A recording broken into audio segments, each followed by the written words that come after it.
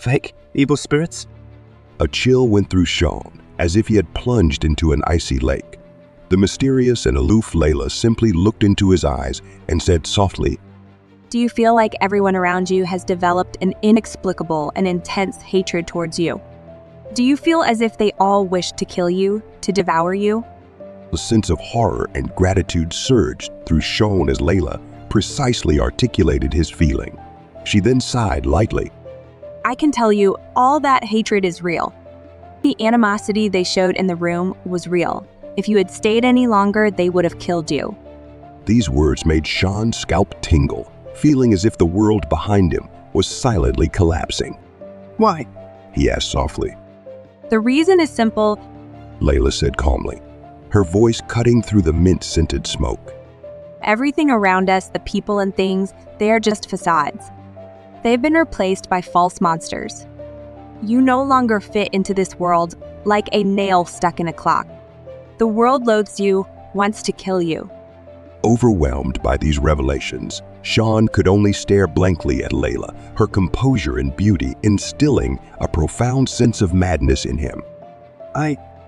He had so many questions, but Layla quickly stood up, placing her hand on his shoulder, whispered, Don't speak. They are coming. Sean's heart was filled with confusion and alarm. John approached with a smile, his expression turning displeased. What are you two whispering about? Can I join? Sean felt vigilant, but Layla easily replied. Just some interesting stuff. John glanced at Layla, then at Sean, his smile fading. He told Layla to go back first, as he had something to discuss with Sean. Sean noticed a sinister flash in John's eyes as Layla obediently nodded and left. As she turned away, she whispered to Sean. Asked him the first precept of the outsize. Don't appear weak. If you don't want to be killed by him, you'll have to kill him. Shocked by her words, Sean watched Layla leave.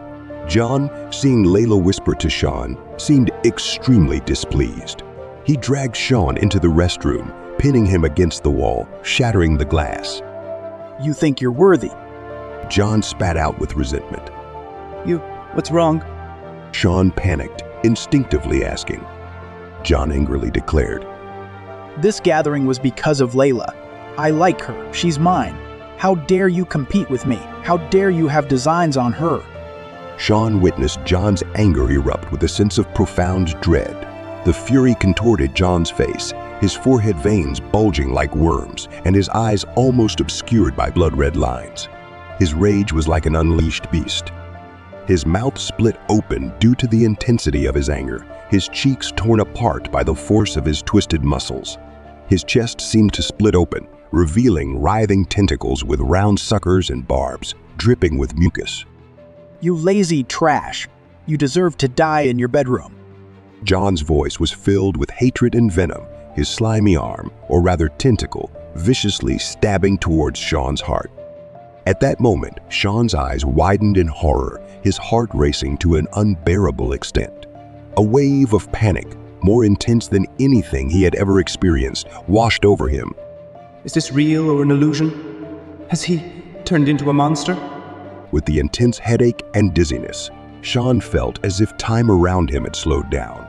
Only John's angry and contorted face, the tentacles writhing out of his body, and that unnaturally powerful arm were clear. What was happening? Why was he experiencing such absurd, nightmarish events? Confused, Sean could hear his heart beating loudly, each beat stretching longer and longer. Since he began adapting to his panic attacks, he often experienced this sensation. The more anxious he became, the slower everything around him seemed to move, almost to a stop. In the same second, he could think through more, perceive more, as if the world had paused and only his mind was racing. Previously, this sensation brought only pain and torment, but now it seemed to have an unexpected effect. His mind worked overtime, quickly comprehending in less than a second what others might take much longer to understand. Sean, confronted with John transformed into a monster, felt a profound threat and hatred. He wants to kill me. He thought. Should I run? No, I can't escape. He's too close. The only way is... He remembered Layla's words. To survive, you must kill him. order was unthinkable for Sean, who had never even killed an animal, let alone a person. But what he faced was a monster attacking him. He had no other choice. How to kill it then? Sean's mind raced, capturing every detail around him. He saw John's torn skin, grotesque flesh and tentacles, and the slowly bulging dark red heart. Out of the corner of his eye, he spotted the shiny fragments of the broken mirror on the floor, formulating a plan. The furious John lashed out with his tentacle towards Sean's chest.